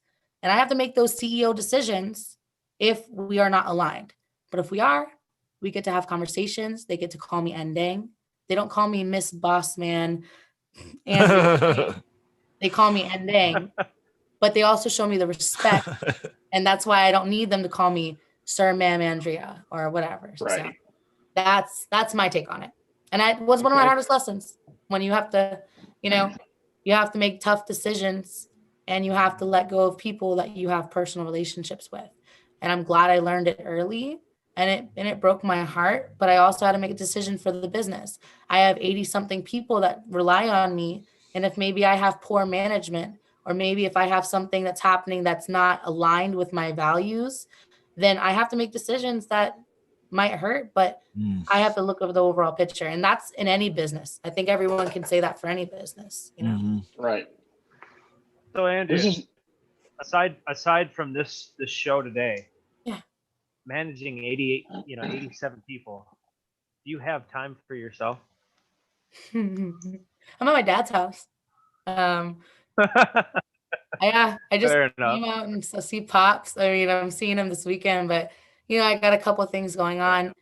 I believe, I mean, maybe I'll go out and I'll take myself out for dinner. Maybe I don't know, get a facial once in a while. But when you love what you do and you show up every day for that, sometimes it's okay to not think about when you're clocking in, clocking out. So when I sit down at the office and I get on the computer and I'm talking to my team, my management, we're talking about the future, talking about the moves we need to make to get the HMO, and they're telling me how excited they are that they built out a process, I get excited. So right now, do I have free time? Yeah, I have time freedom. I have so much time, but I get to do what I love every day. And I get to have amazing conversations with people like you, Michael. And I get to have conversations with my people. And, when I get to the Philippines, I'm going to have even more free time. So, I mean, Yeah. So. This has been very That's educational. awesome. And you have, oh, definitely. This has been one of our best shows for sure. And I mean, you have that team in place, and you learn to do that in just during COVID in 11 months. And I was going to mention earlier, I was going to ask you, I said, do you have a book you've written, Andrea's Bible, how I went from Best Buy employee to fucking manager of 87 VAs in under a year, and then put that on Amazon? You know what I mean? Like, just think about that. For real. Yeah. What an incredible story. It's in the process. So every time I learn a lesson, every time I hear something that resonates with me, it goes into my notepad, and I either talk about it on Clubhouse or I talk about it on podcasts, and I have it in regular conversations with my investors who want to start with me, right? I think I'll write a book one day, but I feel like, I'm going to get to my juicy stuff when I hit 30. So I'll probably do it like later, but, Sure. I might have to do something like that. But right now that's where I get to say that and explain my experiences on podcasts. And I get to talk about my lessons I've learned on podcasts. And I'm not afraid to talk about it. I'm not afraid to tell, you guys, I've basically told you my entire process. I've told you guys more than what I learned when I first got my virtual assistant. I just knew that I had talent. This was a PowerPoint presentation that came with her. She was a great girl, but I had to build all that stuff out. So now my inner operations. You can rewatch this and build a whole company, and that's okay. Because when you come with a attitude and a mindset of abundance, I don't have scarcity mindset that if I put my business out there, that people are going to take that and then they're going to replicate it, because it's already happened. And so, and sometimes it's happened from my internal girls early on, and it sucks. But the thing is that can they replicate my culture, and can they Nope. replicate? Yeah. So it's Nope. Can't do it. They can create something maybe similar, but they can't do what you do, how you do it. You know what I mean? Because you work through all that crap that you don't want in life. You found something that you like, that you understand, that works, that it's the right time, like we were talking about, like I mentioned earlier. And now that's the magic, man. That's the magic. And just because you had the idea, oh, I'm going to start that and I'm going to do what she does, that don't mean you could do it. You know what I mean? Right. Yeah. And then have fun. I have so much fun. Yeah. So that's Gotta What be an willing to incredible. take those hits on the chin, and you've definitely done that. It's very impressive. Thank you very much. And met some awesome, you've met some awesome people. I'm sure you've been on I think I've seen you on some other publications, some other podcasts and stuff. And, I'm very, glad I was able to meet you and bring you on the show. And I'm sure, our conversations will continue. I'm sure we'd love to have you back as well. Oh, yeah. We always want to kind of For sure. expand on these conversations, because we can only say so much in an hour or two. So. Yeah. Yeah, we have been here for a little while, but it's been pretty cool. Most people probably think, oh, well, it'll probably be like a 30-minute thing, No. Yeah. Once we realize that you are a endless wealth of knowledge and information, we just become vampires and we just want to suck you dry. Just keep you here. You're dead, we got it all. She's dead. Hey, we love it that you're here. God bless you. Hey, Justin. Yeah, what's up, man? Jaime had a question in the chat. I know. I mean, I can answer your questions and knock the last ones out. He was asking, did she have any recordings of her making some calls to the VAs? Or VA calls. VA Any example? Yeah, here's. Hold on. That's a good question. That is a good Here's question. one. Just got this one. I just literally just got sent to me. This is a gentleman. Hello, John. Hey, this is Josh. I know this is out of the blue, but I'm calling about your property on 123 Main Street. Wow. I just wanted to see if you consider offering your property there. So that's. Oh, there's no accent, I'd too. love to give you an offer, but it's going to take me a couple minutes to get a few details. Would you mind telling me about the property? So you hear that property? Yeah. Josh, this is Josh. Yeah. I love Josh. So he just messaged me on Skype. So he actually, when he first came to me, he was like, I know his tonality, because I remember sitting with him one-on-one. He used to say property, and right. Street, that's right. So now I hear him, and I told him to send me that, because I told him what to work on, and I said, send it to me when you fix it, and he sent it. So This is so I was just, you know, I knew you sent it to me, but I hadn't listened to the whole thing. But you hear the difference in that, That's right? Yeah. So Love it. wonder if I have a girl. But yeah, nothing like an immediate answer with a boom. Here it is. Incredible. thanks. That And then is great. here's I don't know if this is Viola. I don't know if this is one. Hey, John. Hi, this is Kayla. I know this is out of the blue, but I'm calling about your property in Main Street. Incredible. Wow. To one of the properties for check-in. I would like to know if you'd consider an offer in your property there. So, oh man, in my opinion, she has pretty opportunities there because she's like, I'd like to consider if you consider an offer on your property there.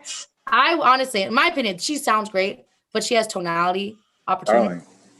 But that's you get the idea of my men and my lady. Oh, this is cool. This is cool. What's the link, man? Do you not have a website? Is that, or you just go to the Facebook page, the business page? You can go to my Facebook page, but I'll just I'll drop a link in here. So Okay. the girl just was talking when she talked about giving him an offer. She's basically going to set that up for her boss or whoever she's working for, right? Set the appointment. Oh, you know what I can show? I'll just share my screen. Can I share my screen? Oh yeah, please Sure. do. Okay. Please do. So I'm gonna. We got a hard stop in 20 minutes. Yeah, me too. I have it. Yeah. All right, so I'm just gonna take you through the idea of this. So I'll just send this link to you guys so you can have it. It's just my cold call script. So what happens is this, hello, John, hi, this is Andrea. I just want to reach out in regards to property I believe you own at Main Street. And then there's rebuttals. I just want to see if you consider an offer. All right, I'd love to give you an offer. It's just going to take me a couple minutes to get a few details. Would you mind telling me about the property? Thanks, and then this is the opportunity where they get to speak, and then we teach them to have active listening. Thanks for that. Now, do you have have you done any updates to the kitchen and bathroom in the last couple of years? Condition, right? AC unit, plumbing, electrical. Then we move into occupancy status. Do you live there now? Or are you renting it out? Oh, we live there. Okay, great. Oh, it's vacant. How long has it been vacant for? Is it a rental? Well, how much does the tenant pay for rent? And do you pay the utilities, water, trash out of the rent? Then we do that final push for any kind of things that they didn't bring up or features or repairs. Is there any other features or repairs I should take note of so that we get as much information so that you can get a good idea of what the house looks like, because you're the one that's going to be making the offer, right? Then this is very simplified. My script is, of course, there's a lot more to it, but we go into the motivation. So the property seems nice. I mean, why would you consider selling it? Why do they even want to sell? The timeline, how soon do they want to sell? If we come together on a price, how soon are you looking to sell? The price itself, considering everything you've told me so far, what's number you'd be comfortable walking away with? And then after they get that, so motivation, right? 30 days or less. I need to, the timeline's 30 days or less. My motivation, I got to move. I got this new job. I'm ready to cash this thing out. The price, I'm already 50,000 under the Zillow market value price. So at that point, this would be a hot lead. If it was motivation, I want to sell probably in 90 days. My motivation is, I've been thinking about selling and my price is like 220,000. VA looks on Zillow and that's at, 235 is the market value. They're probably going to say this is a colder lead or maybe even a retail referral if they're unrealistic, right? So then they disposition that part, or they consider what the disposition would be or the lead tagging.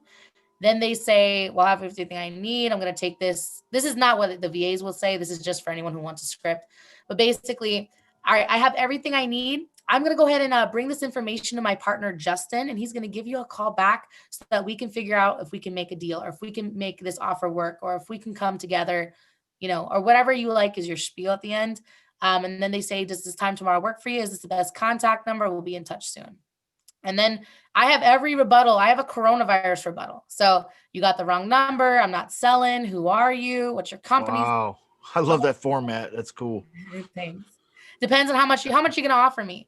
I just want an offer. What's your offer? How did you get my number? Why do you think I want to sell? I don't want to talk this over the phone. I'd rather talk things in person. Those are for like my favorite, like, older people who don't like DocuSign, right? I'm not taking a lowball offer. Are you legit? Technical questions. I want to talk to a manager, right? So every single question, every single rebuttal ends with a question mark. Every rebuttal that they say ends with a question so that they control the conversation. Exactly. So, Yeah. Lots of gold nuggets here And today. they just study this every single day, and eventually they just know it. Yep. And so, well, they actually put it to use. There's my link. So you're going to actually post that so we can get a copy of that? It's already inside the chat box. So you better click on it, Jerry. So I got a question. Yeah, for sure. Yeah, so your VAs generally, where do they like to work at? Where do they like to work? Like location wise, you're saying? Yeah. Yep.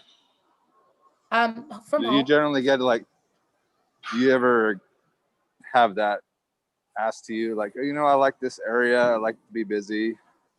What area in the business do they work in? Well, right now it's primarily cold calling. So yeah, it is primarily cold calling. Like they're, going to be doing outbound marketing calls for investors, but I have investors who text and do RVMs, right? And then essentially, if you want to train them on anything else, like administrative work, cleaning up lists, like you can do what you want to, but honestly, I don't look for somebody who comes to me and says, I have a passion and I'm only passionate in this one thing. Great. Then maybe you're a special case scenario where I need to put you in your creative social media ability with just a social media person. But I niche down in real estate, cold calling, outbound marketing. Now, if you have ideas kind of like the other gentleman was saying here, where he's like, I need someone who's going to handle like the list management and then uploading them to the dialer, and they need to be able to take care of my email, and then I want them to go ahead and do these couple little admin tasks for me and then jump on the phones. You can teach a VA how to do that. It's not like you have to have different VAs for different things.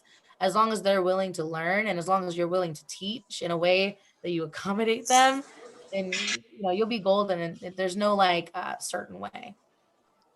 Gotcha. Any other questions, guys? Any other thing? I'm putting that link in the description of the YouTube video. So if you're out there watching and you want that script and the formula and all that we just showed, it's right there in the YouTube description. I gave you a new link. This one's cleaner. Oh, okay. Well, this one's shorter. So there's okay. So if you're out there, check the description in YouTube if you want this one. If you're in the Zoom room, it's right there in the chat. Okay. All right. So Danielle, in the YouTube description. All right. Any other questions, guys, before we wrap this thing up? Anything else? Yeah. Okay. Okay. It's been great. I had. Say what? I got a lot of questions, but I think we'll wait on those. I think I got enough information for now, though. Pretty good stuff. All right, man.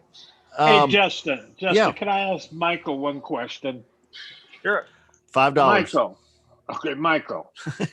We talked months back, and you was going to be doing an upgrade, like where you was going to put like an indicator when we would get a call in the automated REI. That never happened. What happened to that? So when someone would call us back, a notification. So a notification on the dashboard, your cell phone. What exactly? On the dashboard, because when you're doing a text, SMS campaign, and someone later call you back the next day or a week later, there's no indicator showing that, hey, that person called you back. We talked about this about 3 months ago, and you said there should be no problem. You was going to actually take care of it. Okay. Let me let me look into that and see where we're at with the upgrade on that feature. You didn't know you was gonna get called on the carpet this morning and shit, did you? No worries. Perfect. Yeah, I will look into that, and I will post. I'll post something in the VIP room. That would be very helpful. Absolutely. All right. Love you guys.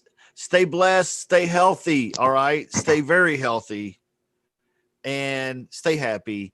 Andrea Stakes, thank you so much for being here. We're so glad you're here. And will you come back? Will you come back again? Yeah, just invite me. Because We'll we do got it lots, again. we got lots more questions. So right. we will have you back. So go check her out, guys. If you want to check us out, we're realestatewholesalerclub.com. And I'm Justin Chamness, Michael Batista, signing off.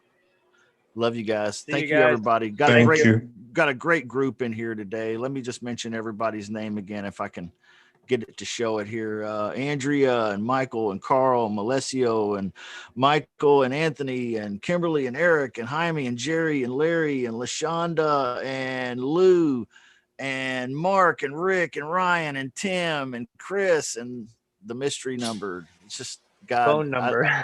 I'm so grateful. I'm so Yeah. blessed. Thank you so much for being our friends and hanging out with us. So we'll see you again next week, guys. All right. Thank you, Andrea. Thank you. Thanks, Justin. Thanks, Take care. Michael. Thank you, everybody. We'll see you later. All right. Take care, guys. You Bye. guys.